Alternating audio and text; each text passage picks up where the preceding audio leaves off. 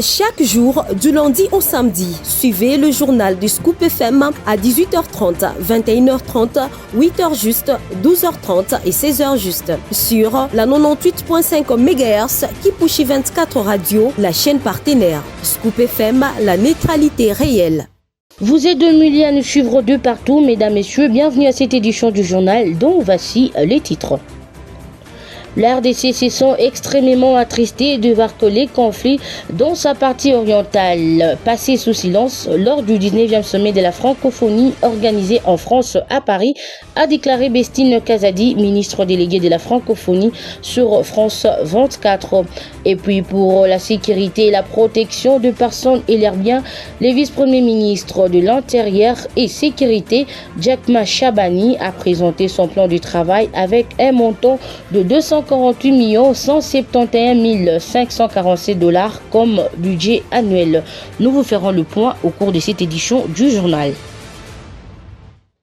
Comme je l'ai annoncé en titre, après que le président de la République, Félix Tshisekedi, boycotte le huis clos en France lors du 19e sommet de la francophonie, la RDC justifie cet acte d'avoir été extrêmement attristé que les conflits en République démocratique du Congo soient passés sous silence dans le discours d'Emmanuel Macron, affirme Bestine Kazadi, ministre déléguée de la francophonie sur France 24 où elle était invitée. Suivez. Est-ce qu'il vous en a parlé ? Bon, c'est vrai que, d'abord, le président Tshisekedi a été présent durant tout le sommet, avec sa délégation congolaise à ses côtés. C'est vrai que la République démocratique du Congo a été frustrée du discours qui a été dit par le président Emmanuel Macron lors de l'inauguration du sommet à Villers-Cotterêts. On a été frustré pour quelle raison ? Frustré parce que lorsqu'il a identifié la liste des pays de l'espace francophone qui étaient victimes de conflits, il a omis de parler du conflit de la RDC et pourtant le pays francophone le plus grand, le plus important, qui a quand même une crise sécuritaire humanitaire abominable et injuste et qui a été mis ces derniers mois au niveau de Luanda, puisque vous savez que ce conflit est géré par la fédération angolaise et donc on a été quand même extrêmement attristé de passer sur silence le fait que on avait un conflit important. Voilà, ça paraissait être un silence complice. Voilà, le vice-premier ministre de l'Intérieur et Sécurité, Jackma Chabani, a présenté le samedi dernier à Kinshasa son plan de travail avec un budget annuel chiffré à 248 171 547 $ visant à mettre en œuvre la protection du territoire national, mais aussi sécuriser les personnes et leurs biens. Joyce Kalinga nous en dit plus. C'est devant un parterre d'autorités policières et des représentants des services de sécurité que M. Chabani a précisé que 15 millions de dollars sont déjà disponibles pour commencer l'exécution de ce plan, tandis que 232,8 millions de dollars restent à mobiliser. Le plan de travail budgétaire annuel 2024 du ministère de l'Intérieur, Sécurité, Décentralisation et Affaires coutumières comprend des actions stratégiques à un budget total de 248 millions de dollars, dont 15 millions sont déjà disponibles, a déclaré le ministre. Le plan est structuré autour de documents clés tels que le plan national stratégique du développement et le programme d'action quinquennal 2024-2028 du gouvernement. Il cible 5 camps principaux d'administration, notamment les secrétariats généraux à l'intérieur et sécurité, à la décentralisation, aux affaires coutumières, aux réformes institutionnelles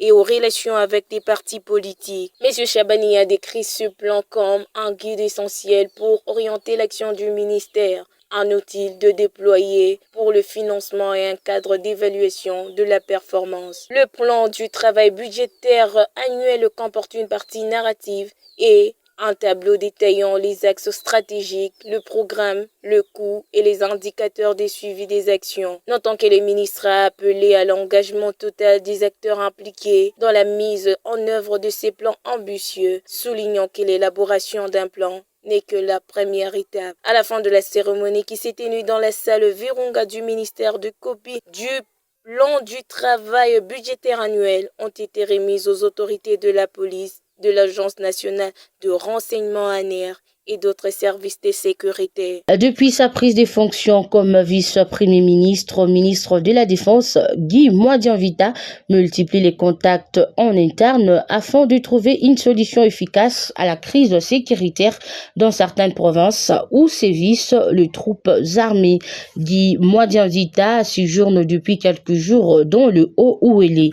Sur place, le VPM a pris langue avec les gouverneurs de province, les députés nationaux et provinciaux, ainsi que les autorités traditionnelles de cette contrée.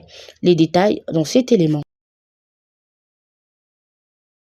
Il poursuit son séjour à Issiro, chef-lieu de la province de Haut-Uélé. Les provinces du Haut et Bas-Uélé sont en proie à l'insécurité grandissante avec l'infiltration des rebelles des Sud-Soudanais, NAFSA, la Seleka du Centrafrique, les Elera ougandais et les éleveurs armés Mbororo. Le VPM de la Défense nationale Guy Kabombo Mwadianvita a eu des échanges ce dimanche avec divers acteurs concernés par les questions sécuritaires. Une approche inclusive qui vise à identifier les solutions adaptées aux défis sécuritaires de la région. Après un briefing de sécurité organisé par le gouverneur de province et les hauts officiers militaires, le patron de la Défense nationale a reçu les élus de Haut-Uélé, les sénateurs et les députés nationaux avec qui il a échangé autour de la situation sécuritaire de la province. S'en est suivi le dialogue avec une variété de parties prenantes telles que les députés provinciaux, les autorités locales, les représentants des partis politiques et quelques opérateurs économiques. Cette démarche participative permet de recueillir des perspectives diverses et de construire les réponses concertées face aux menaces sécuritaires qui pèsent sur la région. Cette initiative démontre l'engagement du patron de la Défense nationale à travailler en collaboration avec toutes les parties concernées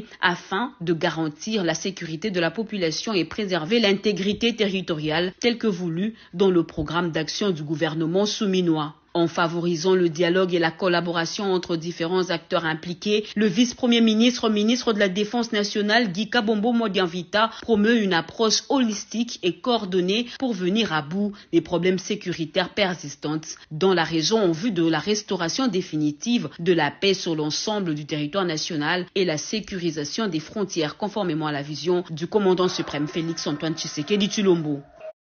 En justice, le ministre d'État de la Justice était en visite ce lundi 7 octobre 2024 à la prison centrale de Kassapa à Lubumbashi dans le Haut-Katanga.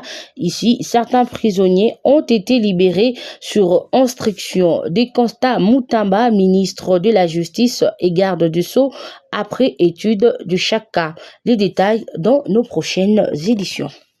D'une province à une autre, rendons-nous à présent dans le Kasaï central où la vice-ministre de l'Intérieur, Eugénie Tchelakamba, appelle la population de cette province à soutenir sans faille la vision du chef de l'État, Félix Antoine Tshisekedi Tshilombo, pour le désenclavement de cette province.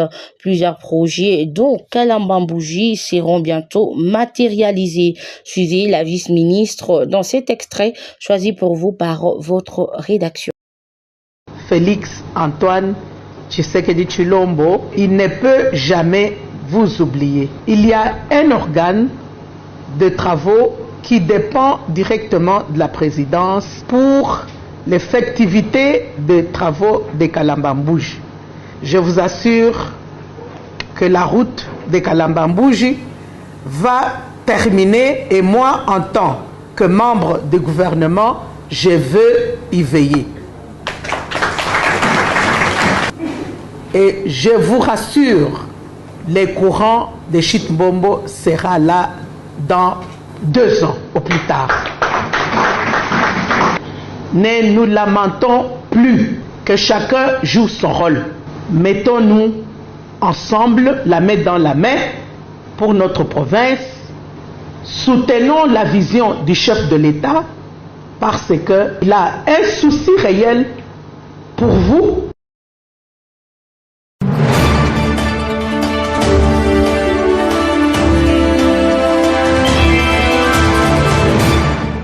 Mesdames, Messieurs, parlons sport à présent. À l'issue de la première journée de la 3e édition de la Ligue nationale de football, le FC Saint-Éloi Lupopo était vainqueur à domicile face à l'AS Tchinkonko, tandis que les Corbeaux du tout-puissant Mazembe ont fait un match nul d'un but partout contre l'AS Mololé le week-end dernier à Lubumbashi.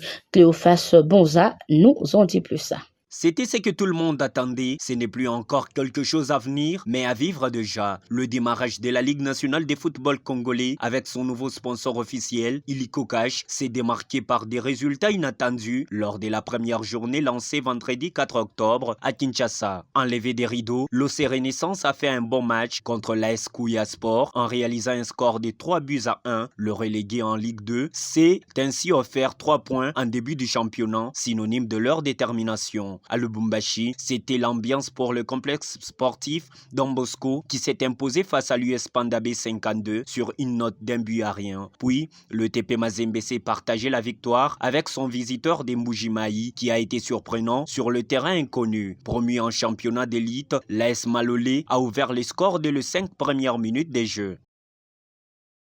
Jouant à la défensive, l'AS Malolé a érigé un mur contre Oscar Kabouit, Fili Traoré, pour le rendre invisible sur les terrains. L'espoir était au temple des Badiangwena après une première période sèche du côté des Corbeaux et une deuxième qui n'avait rien changé jusqu'à la fin du temps réglementaire. Les tribunes latérales s'évidaient déjà. Mais comme un messager d'Allah, le dorsal 29, Jean Diouf, va dans les 5 minutes des temps additionnels ramener la joie dans les collectifs de Lamine Diaye, 1 minute avant le coup de sifflet final. Pour clôturer avec la première journée, c'est dimanche 6 octobre de l'année en cours, le FC Saint-Éloi Lupopo ont fait un bon début de la saison en décrochant 3 points après leur victoire des 2-0 sur Tchinkonko. Le DSMP s'est incliné lourdement après un échec de 3-0 face au FC Céleste au Stade des Martyrs et l'AS Vita Club, qui était en cours vers le score, s'est séparé avec l'équipe de Bukavu Dawa sur un nul de 2-2. Magné Magnon a pris l'ascendant sur New Jack avec un score non partagé de 2-0. Il s'y est dénoté qu'après cette première journée, l'AS Simba, Don Bosco, FC Tanganyika occupe provisoirement la tête du classement du groupe A. Le champion de la RDC en titre et pour ses débuts de la Ligue 1, 5e en attendant les 4 rencontres restantes. Ainsi s'achève cette édition du journal sur Scoop FM. Merci de nous avoir suivis de partout. Quant à moi, je vous retrouve très prochainement avec le même et réel plaisir.